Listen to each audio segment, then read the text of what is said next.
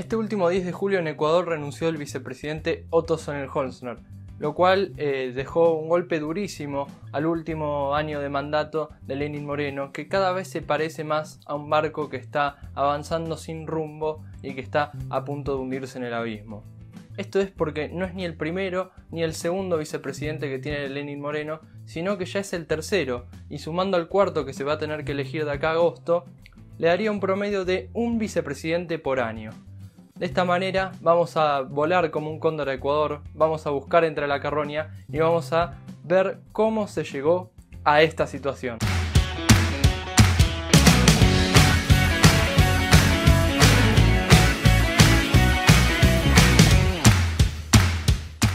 Lenín Moreno inició su mandato en 2017, después de la presidencia de Correa, que duró 10 años. Y desde el primer momento ya empezó a distanciarse de Correa, diciendo que el camino de la corrupción había quedado atrás.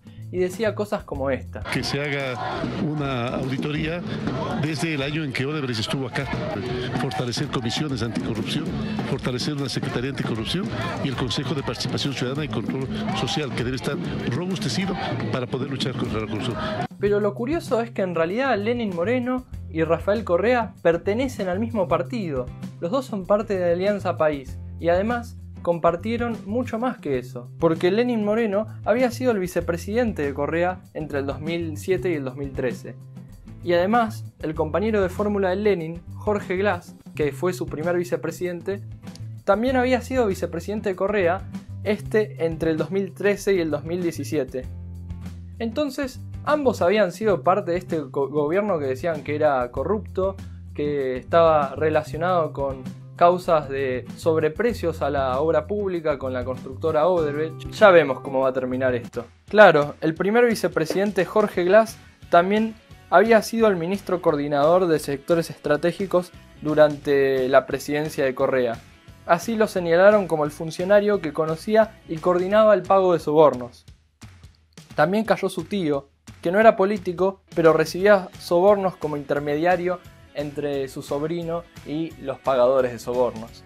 Todo esto es un montaje en donde se une la venganza de una empresa corrupta y corruptora que montó una red de corrupción en 12 países. Por otro lado, el poder mediático de este Ecuador que está concertado con los medios públicos.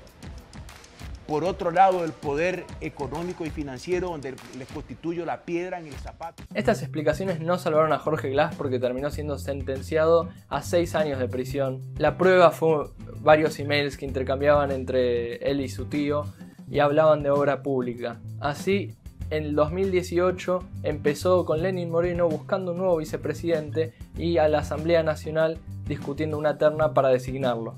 Así se eligió a María Alejandra Vicuña, que ya estaba entre las filas de Lenín Moreno, porque hasta ese momento había sido la ministra de Desarrollo Urbano y de Vivienda. Y seguro están pensando, ahora sí Lenín Moreno se va a poder despegar del correísmo, ahora sí va a poder dejar atrás el camino de la corrupción, ahora sí Alianza País se va a volver un partido más transparente. Bueno, no. María Alejandra Vicuña había sido asambleísta o legisladora durante la presidencia de Correa por el partido de Alianza País.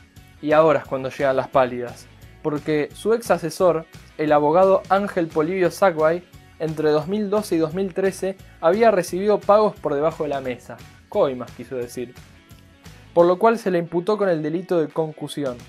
En este caso la desvinculación fue un poquito más amena, porque Lenín Moreno la liberó de sus funciones para que pueda ejercer una libre defensa, lo cual algunos dirán que salió bastante bien, porque solamente fue condenada a 1 año de prisión, lo cual es apenas un poquitito más de lo que duró como vicepresidenta.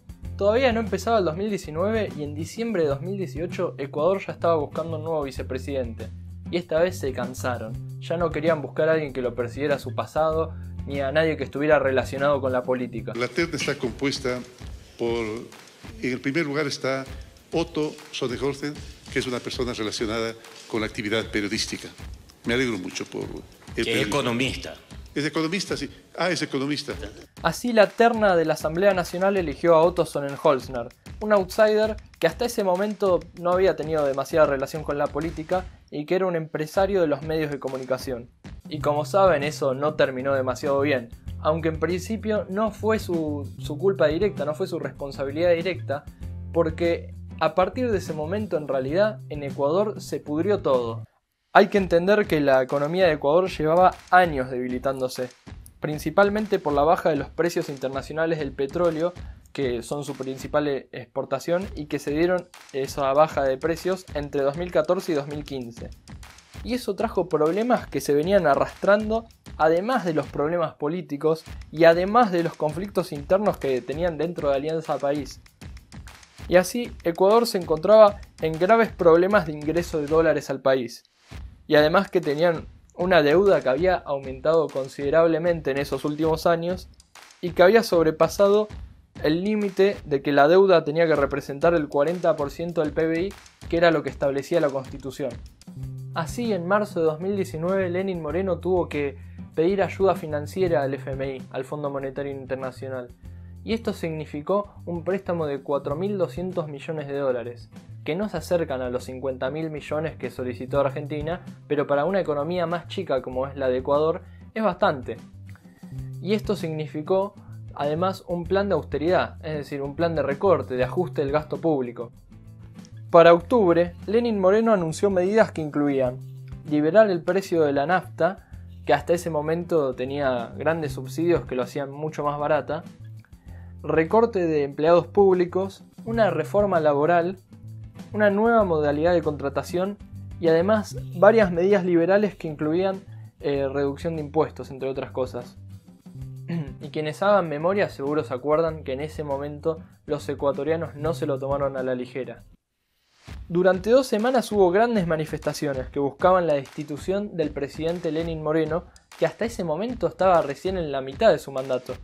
Se agruparon sindicatos, gremios, agrupaciones indígenas y convocaron a manifestaciones masivas, al paro laboral, al bloqueo de rutas, a cacerolazos. El clima era muy hostil. Lenín Moreno tuvo que decretar el estado de excepción y hubo una gran represión policial que vino con eso. Y además eso no fue suficiente, para su protección tuvo que refugiarse en Guayaquil, trasladando allá la sede de gobierno desde Quito. Como se pueden imaginar, la imagen del gobierno venía en picada y se ponía en duda la estabilidad institucional. ¿Llegaría Lenín Moreno a terminar su mandato en 2021? Como si esto no fuera suficiente, en 2020 llegó a Ecuador la crisis de la pandemia, que en un principio en Ecuador pegó bastante duro. Hubo un colapso sanitario en Guayaquil y la alcaldesa Cynthia Viteri dijo que no había espacios ni para vivos ni para muertos. Así Lenín Moreno tuvo que decretar nuevamente el estado de excepción y apareció nuevamente Zonel Holzner, que esta vez se puso la crisis de la pandemia al hombro en Guayaquil. De todas formas, esto fue un golpe tremendo para la imagen del gobierno. De esta manera, Lenín Moreno contrató a una consultora en Estados Unidos que ya había trabajado con Obama y Clinton para poder mejorar su imagen. Pero volviendo a Zonel Holzner, si bien en un principio había dicho que había que cavar fosas comunes en Guayaquil, cosa que no fue para nada bien recibido, después la crisis del coronavirus fue bastante bien manejada en Ecuador y hoy en día está en un periodo bastante estable, está bastante mejor que varios países de la región. Para darnos una idea, en este momento Ecuador tiene alrededor de 70.000 casos comparado con los más de 300.000 de Perú. Y ahora que la situación está más estable, ahora que Ecuador está más tranquilo, Zonel Holzner aprovechó para renunciar. ¿Por qué? Bueno, según dijo, ya había dado todo lo que tenía para dar y además no le gusta demasiado toda esta oscuridad que hay alrededor de la política ecuatoriana. Y además, ahora que había un periodo de estabilidad, dijo que aprovechó para salir sin comprometer demasiado su propio gobierno. No me siento y nunca me he sentido un político, pero sé que nuestro mundo ha cambiado. Por eso hoy, que enfrentamos una situación más estable, puedo finalmente tomar esta decisión. Así que duró 18 meses, todo un récord. Muchos piensan después de su salida que él aprovechó que se había repuntado su imagen como para poder salir en este momento y no esperar a que haya otra crisis que vuelva a manchar su reputación. Pero de todas formas hay otras personas que en realidad piensan que aprovechó que se repuntó su imagen para poder presentarse a las elecciones de febrero de 2021 y poder competir por la presidencia. De esta manera, lo que queda de la presidencia de Lenín Moreno tiene un futuro incierto. En principio, aprovechó la salida de Zonel Holzner para echar a 7 de sus ministros y darle una lavada de cara al gobierno. Pero lo que queda de la presidencia y las elecciones de 2021 son totalmente inciertas. Muchos esperan que Lenín Moreno ni siquiera se presente a elecciones. Pero ¿Rafael Correa podría presentarse? Digamos, el expresidente tiene una condena de 8 años de prisión y 31 causas abiertas, y además está refugiado en Bélgica, pero muchos piensan que va a competir por un cargo. ¿Ustedes qué piensan? Pueden escribirme en los comentarios. Si les gustó el video, además pueden suscribirse. Esta es la primera historia que diseccionamos, pero van a venir muchas más. Este cóndor tiene hambre de carroña de información. Hasta la próxima.